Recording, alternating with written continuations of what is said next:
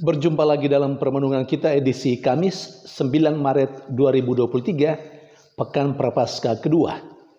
Bacaan-bacaan liturgi hari ini, bacaan yang pertama dari Nubuat Yeremia bab 17 ayat 5-10 dan bacaan Injil dari Injil Lukas bab 16 ayat 19 sampai 31. Kedua bacaan liturgi hari ini di satu sisi menampilkan seruan suci Allah melalui utusannya, Nabi. Sebuah ajakan supaya manusia mengandalkan Tuhan dalam kehidupannya. Tetapi di sisi lain, kepada kita semua yang merenungkan bacaan suci hari ini, diberikan contoh bagaimana nasib hidup orang yang tidak mengandalkan Tuhan, tetapi mengandalkan dirinya sendiri, kekuatannya, dan kekayaannya. Saudari dan saudara yang terkasih, tegasnya dalam bacaan yang pertama hari ini melalui nubuat Yeremia, Allah menghimbau bangsa Israel, juga kita sekalian yang saat ini merenungkan bacaan pertama hari ini, supaya kita sebagai manusia tidak pertama-tama mengandalkan diri kita sendiri dan kekuatan kita serta harta kekayaan yang kita miliki dalam hidup ini.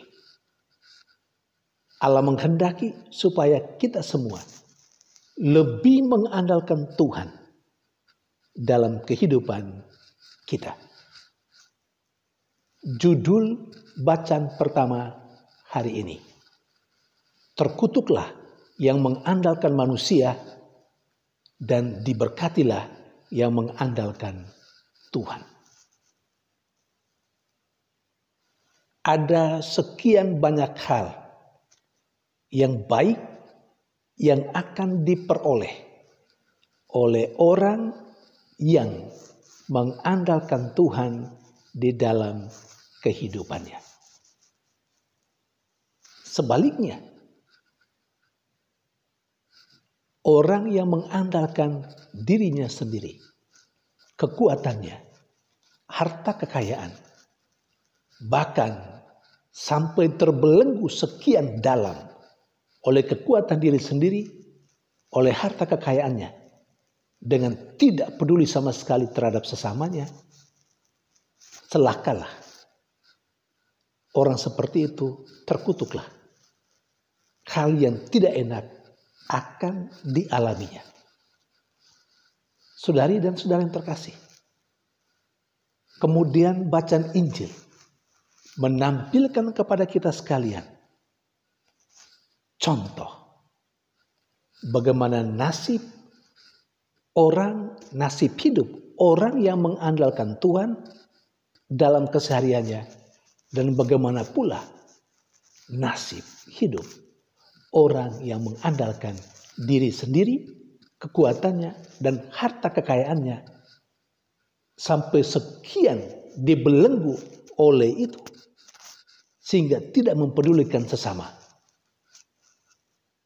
Tegasnya, dalam cerita bacaan Injil hari ini, ditampilkan bagaimana Lazarus, orang yang miskin secara ekonomis dalam hidupnya di dunia, sesudah kematiannya, dia mengalami kegembiraan serta sukacita bersama dengan Allah.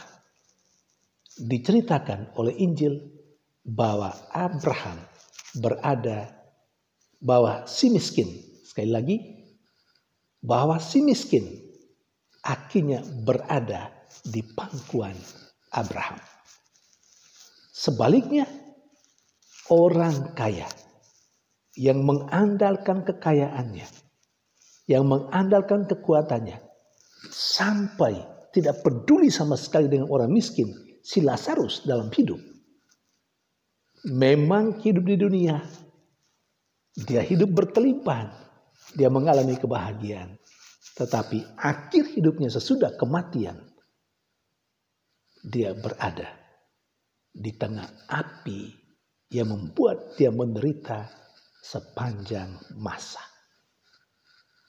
Saudari dan saudara yang terkasih, cerita bacaan Injil kalau direnungkan sungguh-sungguh mengerikan dan mestinya menimbulkan rasa takut yang suci dalam diri kita, supaya kita tidak pernah mengikuti teladan hidup atau contoh hidup si kaya itu.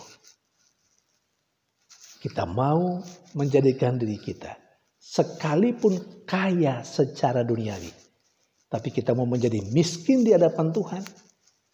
Kalau kita karena kekayaan itu tidak pernah jauh dari orang yang miskin dan sesama. Kekayaan tidak membelenggu kita. Kehebatan diri sendiri tidak membelenggu kita untuk jauh dan tidak peduli dengan orang lain. Tetapi sebaliknya membuat kita makin dekat dengan orang lain dengan berbuat kasih pada sesama yang menderita. Sebagaimana yang diceritakan dalam bacaan Injil, maka kita adalah orang yang miskin di hadapan Allah. Dan yang miskin di hadapan Allah persis seperti cerita Lazarus yang akhirnya sesudah kematian dia dipangku oleh Abraham. Sebuah peristiwa yang menggambarkan kebahagiaan hidup si miskin itu. Saudari dan saudara yang terkasih, kita boleh pilih mau memilih kutuk atau mau memilih berkat. Saya berharap bahwa sebagai orang yang percaya, kita mau memilih berkat bagi diri kita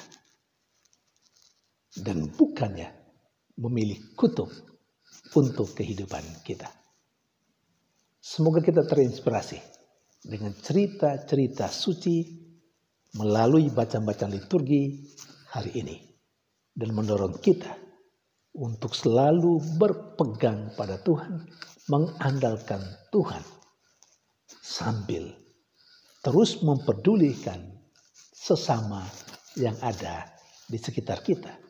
Kita mau memberi apapun yang kita miliki, perhatian, cinta. Kalau ada hal yang kita miliki yang sifatnya duniawi, mari kita bagikan pula untuk mereka. Jangan lupa, kita sedang berada dalam masa Prapaskah, di mana kita diajak untuk meningkatkan perbuatan amal kasih kita kepada orang yang ada di sekitar kita sebagai wujud pertobatan kita dan mencontohi Allah yang murah hati. Supaya baik kita maupun sesama kita boleh merasakan kesejahteraan, kebahagiaan bersama dalam hidup. Tuhan memberkati.